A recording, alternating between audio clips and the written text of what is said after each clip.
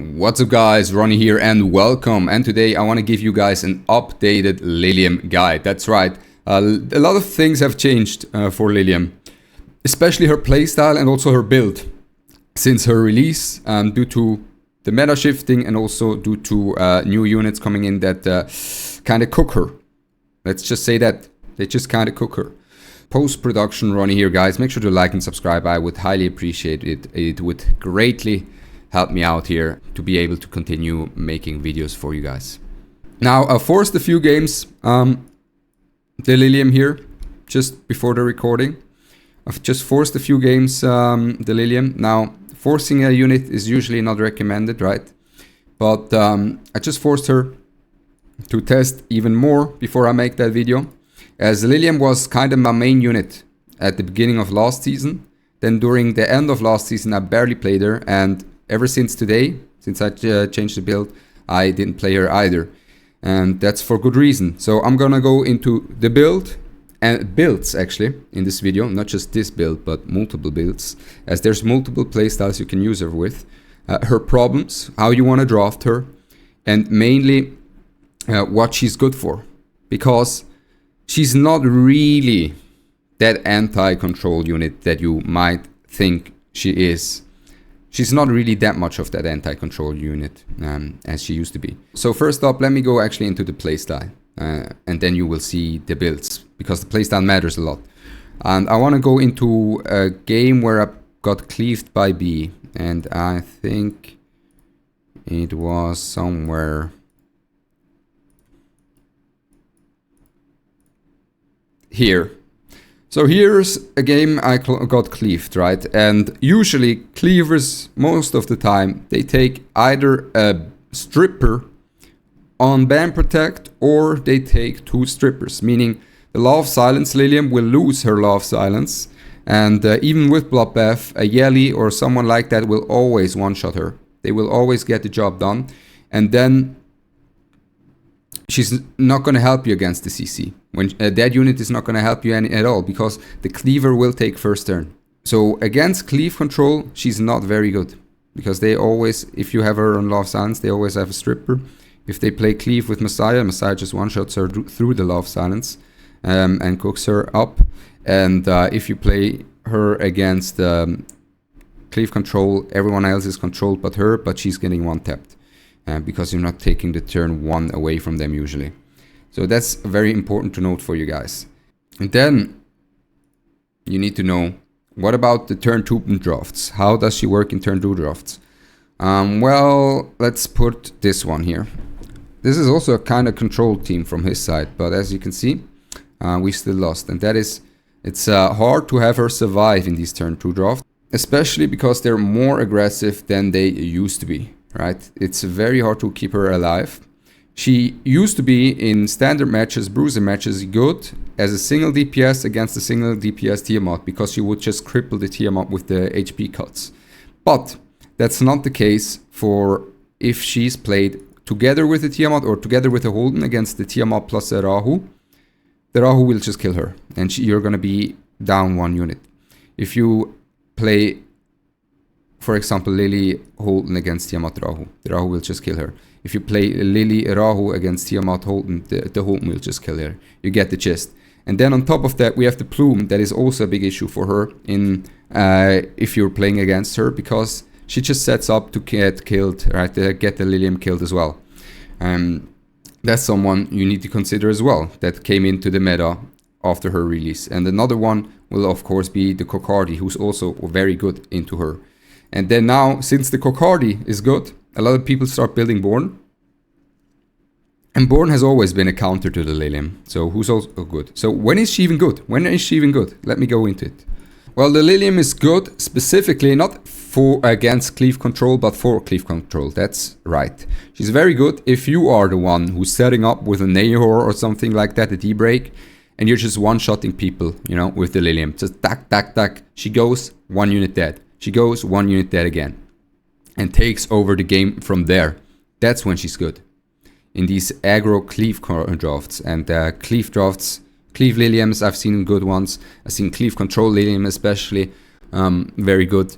And in terms of bruiser and turn 2 matches, I swapped to the Tiger Chin today and tested it, and Tiger Chin is way better than the Law of Silence at the moment, of course, because the Plume and Holton are just such high prio picks, which makes the Law of Silence lose a lot of value, right? Simple as that. And the Tiger Chin gives you the option to actually use her. And how are you going to use her in a bruiser match then? Well, the main use is going to be if you have a Lily on Protect. And you're still going to draft her late if you're on a bruiser match. And you're going to have a Lily on Protect, or if your opponent doesn't have much damage. But this is a very rare occasion that this happens, right? But here, the Lily is in here. And the Lily is very important for the Lilium, because the Lilium still is usually very susceptible to dying very quickly in these drafts. And if he bans the Lily here, I'm kinda cooked, I think. So you kinda just want to be the one taking turn 1 when you have the Lilium. You want to be the aggressor when you have the Lilium, because then when you're the aggressor with the Tiger Chin, right, the Tiger Chin damage is insane. And you have turn 1 guaranteed, and you see your opponent is not contesting turn 1, then you can go for the Lilium. And you see your opponent has just a single threat, you know, or just not many threats, and you have turn 1, you have prio and everything, then you can go for the Lilium, as then she can kill 1 unit before anything happens, and then you're gonna be playing from an advantageous point, right? So as you're gonna be able to see here, the damage is absolutely ridiculous when you have the Tiger Chin on. So Zack does 9k damage from the Tiger Chin alone, turn 1 by the way, and then bam, and she's gone through Bloodbath, 40k just like that. And now we're in a 3v4, and here is also something of a problem that you're still gonna see here. Especially against that Rahu. Let's say the Rahu now, if he's now in a 3v4 and has 2 supports, 2 DPS, the Rahu is the most threatening, as he can just dish out a lot of single target damage. And probably Kokardi is also very threatening. But the Rahu can still just solo the Lilium, right? The Holton, without some help, I think he's gonna suffer actually to kill the Lilium at this point, at this stage of the game, if we're at this point. But the Rahu can still kill her. And you're gonna be able to see here, even with that kill at the beginning of the fight, Lilium almost just died. So we get the Tiger Chin again, gonna send it into Veronica. Don't deal as much damage into the Veronica because of the defense buff mainly. And then we're gonna be in trouble as he hits that death break here. And we're gonna try to kill that Veronica as fast as possible. Doesn't get the dual attack, right?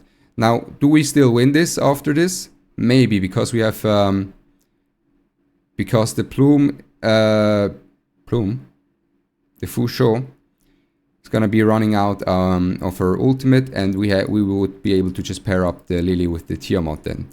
But we're gonna keep going like that, because we see here now that we can kill with a double turn, like Lily plus into Tiamat, kill here, and now we're in a good spot, because now the Rahu doesn't have allies, because the Rahu really needs allies, right, to do his thing.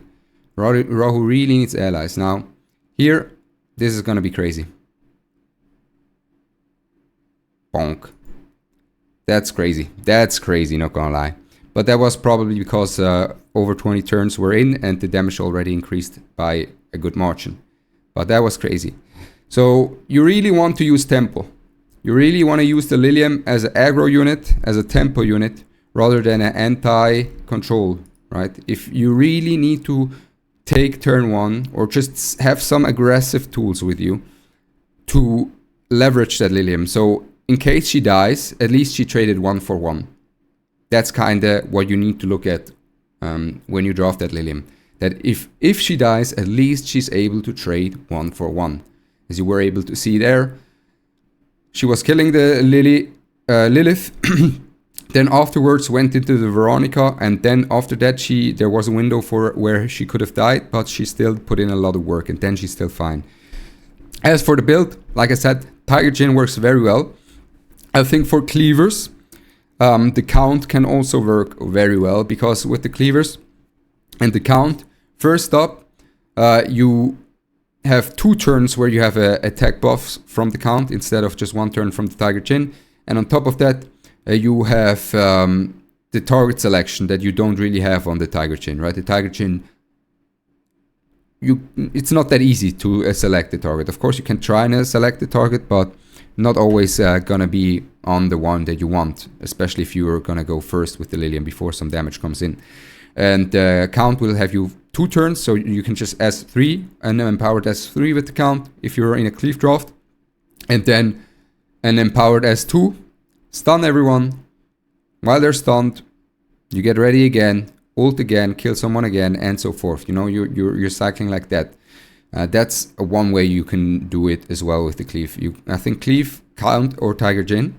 I think for turn 2, I'd say also count or Tiger Jin, but because Tiger Jin has the right matrices, and as you were able to see there, the Tiger Jin does a lot of work, I would still go for the Tiger Jin, as you really usually only get 1 turn, and you gotta make that turn count. If you don't make that first turn count, you're in trouble. Like if that Lilith doesn't die there, the Lilium is gonna die in that replay. So in terms of should you summon for her or not, well, it highly depends on where you're at. If you're a mid spender or if you're someone who's summoning for everyone anyways, then go for it. But if you're summoning, if you're a free to play or very low spender who's not able to get every unit, should you summon for the Lilium? Well, honestly, I think if you're a low spender, you're most likely not going to be a cleave player, right? Because the cleave players will have faster gear, they spend, you know, you're probably going to be a bruiser player, and then the Lilium is not going to be as strong as for a cleave control player. And on top of that, you need to consider something, and that is Plume. Plume is kind of the gold standard, I would say, that you want to look for at a LD unit, at a light and dark unit. If you see a unit at Plume's power level, then go for it. And I can guarantee you guys, sure, Plume is giga broken, but I can guarantee you guys, there's going to be another Plume in the future. And you want to have your summons ready for that. So don't feel too bad if you're going to skip out on the Lilium. But this is already all from my side. Just a little bit of a showcase from the Lilium, a little bit of a draft insight from me to you guys, so you don't int the drafts with the Lilium, as it's very easy to mispick her, especially in turn 2 drafts. And of course as well, the new build with the Tiger Jin. With that said, guys, I'm Ronny. Make sure to like and subscribe for more content from top RTA specialist here, okay? And I wish you all a blessed day, and I'm out. Peace.